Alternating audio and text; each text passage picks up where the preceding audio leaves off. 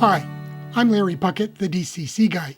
Today I want to share with you 5 new gadgets that I've picked up recently, and I think you're going to like these. I really do. I regularly get new stuff, and every once in a while, though, some things come in that I find really kind of nice, neat, new, and get me excited. Okay, so the first thing I want to share with you is this product here. It's from a company called BN Link. And I got this on Amazon a few weeks ago now. Basically, it's a wireless remote control socket. So let's take a look at what's in the box. You get 5 of these remote control sockets and 2 of the remote controllers themselves. And you'll see that there's 5 different on-off button pairs here. They're numbered 1 through 5. And you'll see that on the face of the socket, there's a number 5. So that particular socket is controlled by button 5. Okay, this one here is controlled by a small battery that is included with them, and this guy here, once you plug it into the wall outlet, that provides the power. So as you can see, it's got a standard US 3-prong plug here on the back, and I'm sure you can get these for European and other types of power systems around the world. And on the front, it has a standard plug-in socket. So what you do is you simply plug this into the wall outlet in your house and plug whatever device that you want to control in here on the front. And then anytime that you hit the button, it will turn this device on or off, depending on which one you use. I have one of these remote sockets plugged into the wall underneath of my layout, and that's number 1, and it controls, the lights to the layout and my power bus, all of my switch machines, that kind of stuff. So if I hit number 1, you'll hear some things start up. Okay, if I hit number 2, the DCC system is plugged into that one, and you can hear locomotives starting to power up and turn on. Number 3 here controls the outlets to my workbench. And so I have the lights on my workbench, and more importantly, my soldering iron plugged into that one. So I can turn that on and off. And all I have to do whenever I leave at the end of the day is just hit the off button for all of these, and I'm good to go. I don't have to go worry about whether or not I turned everything off, whether or not I've got a soldering iron still cooking away downstairs. So take a look at these. As I said, you can find them on Amazon. The one I got was BN Link. There's several other companies that make these. So let's take a look at something else that I've got here. Now, in the past, I think I've mentioned several times, and I'm going to zoom in a bit for this one, that I use a 12-volt power bus underneath my layout. And it's great to have that because it can provide power for my switch machines, my accessory decoders, my LEDs. So anything that needs DC power, I can power using one of these.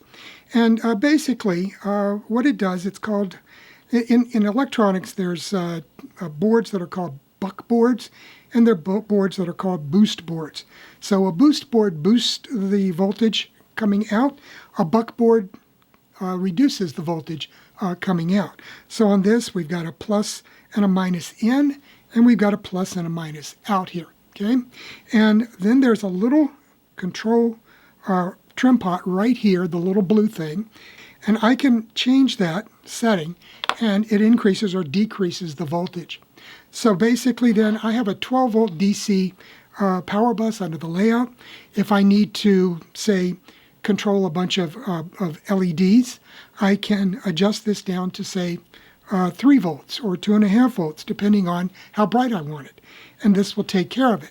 So I can adjust it and have a separate sub-bus under the layout just for those in the areas where I need it.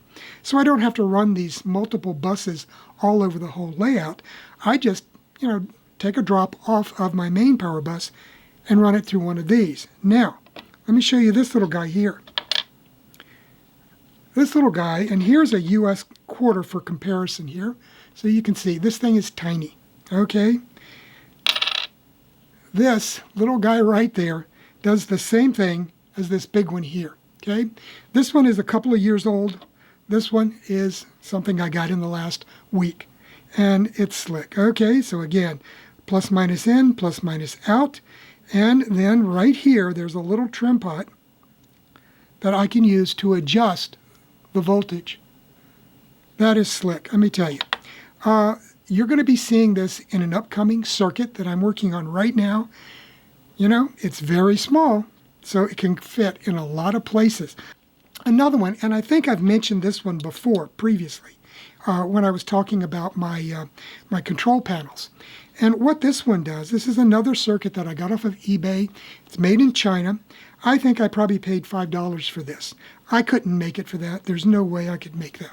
Okay, what this is then, we've got a relay right here, and it's a 12-volt relay, so you've got a 12-volt input right here on this set of screw terminals, and then this screw terminal pair is for a push button. Okay, on this side there are 3 outlets. There's one for a normally closed and a normally open position for the relay, and then the common. Okay, so you've got open and closed positions. You can turn devices on and off. Now, the neat thing about this one is you can see there's a little digital display right here. This can be adjusted, and it's a timer. Okay, so what you can do is this little trim pot here, you can use that to set the amount of time that this circuit is turned on or off. Okay, so you hit the push button, you got the thing set for, say, 20 seconds. This will start counting down from 20 seconds. Okay, so you know it's on and it's working when it starts counting down. There's a little jumper here that allows you to set it for seconds or minutes. Okay, so you can set it 0 to 60 seconds and 60 seconds to, I can't remember what the maximum is. But basically, though, I use this on the Piedmont Southern for 2 things right now. One, I have KD electromagnets on the layout, and I use this to turn them on and off. And so all you have to do is hit the push button, and this thing will stay on for 20 seconds. The KD will come on for 20 seconds, and you can uncouple your locomotive or your cars or whatever, and then after 20 seconds, it will shut down. Okay, pretty neat. I also use this at the entrance to some of my yards where I have a red light displayed normally. You hit that push button, and you get 20 seconds of green light. Okay, so that the train crews know that they have 20 seconds to enter the yard. Okay, so that's one way to use it. I'm sure you can probably think of other uses for this. So again, you can find this on eBay. You know, look for a countdown timer, that kind of thing. I'll see if I can't find the eBay links for this, as well as the little buckboard here, and put that in the description so that you guys can look that up at your leisure. Okay, so that's that one. So we've looked at 3 out of the 5. So let me set up here and we'll look at the 4th one. Okay, this is a new device that just came out. I got it a couple of days ago, and it's just being shipped by the company. It's made by a company called DCC Concepts. They're now located in England, Yorkshire, England. They used to be located in Australia, okay? So you might have heard of the Cobalt series of devices for DCC. They're the ones that make those as well, okay? Now this they call their Alpha Meter, and let me show you what that does. I can reach down here. Okay, I'm attaching this. I've attached this to my power cab, and I've fed wires to it. And you can see it's just lit up. Now we have a little blue light right here in the middle of this O. That is an indicator that it is receiving DCC power. If you're using this with a DC voltage, then that will be green. And if you use it with AC power, it's going to be red. So you can use this with DC, DCC, or AC power on your layout. So it's got multifunction capability. And you can see it's fairly easy to set up. It's got these removable screw terminal blocks. So, you know, you can just put your wires in here and and screw it down, and you've got it connected. And you've got an input and an output side, and that's all there is to it as far as putting it in. It comes with these little 4 screws so that it will fit flush in the recess here in the face. And all you do is make a cutout in your fascia, install this, screw it in place, and hook it up to your DCC power bus, and it will give you a readout of the voltage being supplied to the track and the amperage that's being drawn by whatever's on the layout. Now you can see here I have a Athearn RS3, and I'm going to go ahead and power that up. Let's turn on the lights first. Okay, so I'm going to turn the headlight on, and you can see we're running at about 0.03 amps, and we're now at about 14 volts on the track. I'm going to go ahead and set this down, and I'm going to put my finger in front of the locomotive and let it start spinning wheels. And as I apply more and more power, you can see the amperage creep up and the voltage creep down.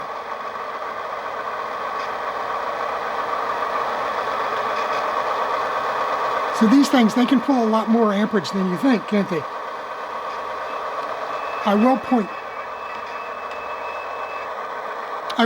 point out that this particular locomotive has one of the Athearn flat can motors, so it's not the most efficient motor that you could have in a locomotive. And I mean, it stalls out at about 0.7 amps with wheels spinning, and probably goes up to almost twice that with a full locked rotor stall. Now you can find this at DCCConcepts.com, and they have an online store there, and they will be happy to ship one to you from England. You can buy them from some of the hobby shops in England. I buy stuff from a company called Hattons, Hattons. Just look up Hattons on Google, and they offer these. They sell for around 49, 50 pounds, something like that. Right now with the exchange rate, that comes out to about $64 US. And hopefully, I should be able to find out this week.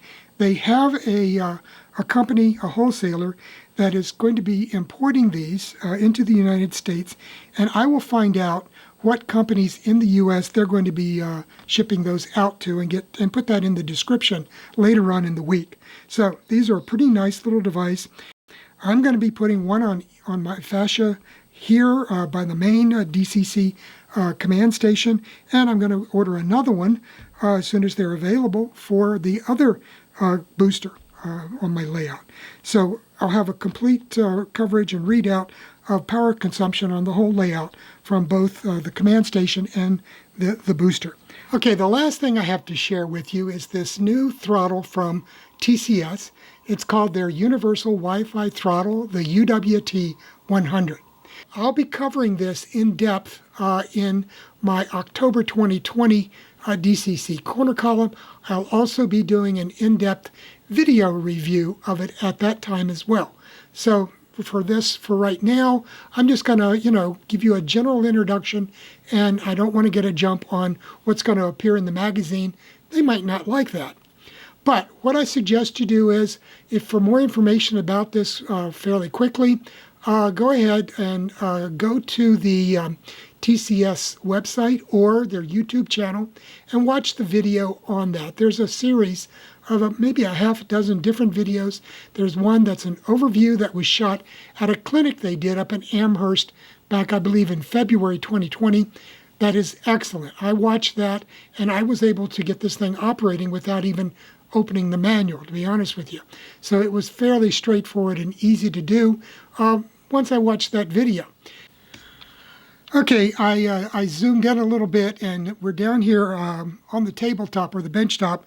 This is a Wi-Fi based throttle, so you can connect to your DCC command station through any of the interfaces that they offer, or through the Wi-Fi Y-throttle option in Decoder Pro. So if your DCC system is connected to Decoder Pro, and you're connected to your household Wi-Fi setup, Wi-Fi router, then you can use this throttle with it. So it's really slick in that respect. And that means, though, that you can use this on a Digitrex powered layout, an NCE powered layout, an MRC powered layout. Some of the European ones, such as Pico and ESU cab control, I believe, have Wi-Fi capability. The DigiKeys DR5000 has a Wi-Fi interface built into it. So there's just a lot of options with this. This is not a throttle that is dedicated to one system. You can use it on all of them. So it's really neat. That's why they call it their Universal Wi-Fi Throttle, the UWT100. Okay, so let me give you a quick overview of this. To turn it on, you just press any button and hold it for about 3 seconds, and it'll light up and tell you to press 2 to start. And you can see the display there. It's flickering probably because of the scan rate here being picked up by the camera. But at any rate, you can see there's a display here for locomotive 670. It also has a battery display here to tell you how much power you have left in your battery, and it also tells you what the signal strength is for your Wi-Fi system. And with this Wi-Fi, in my house, I can go all the way out to the edge of my backyard, and I'm on a half acre, and I can still access my Wi-Fi. So, I can control trains from anywhere in my house with this throttle. So it's pretty cool from that standpoint. One neat feature that they have included with this is something brand new called in-throttle consisting. And that means that you can set up consist within this throttle using their approach, that are not at all dependent on your DCC system. It's really slick. It's a very nice approach. And, I really enjoyed using it. And you can actually set it up to customize all the different functions for each locomotive.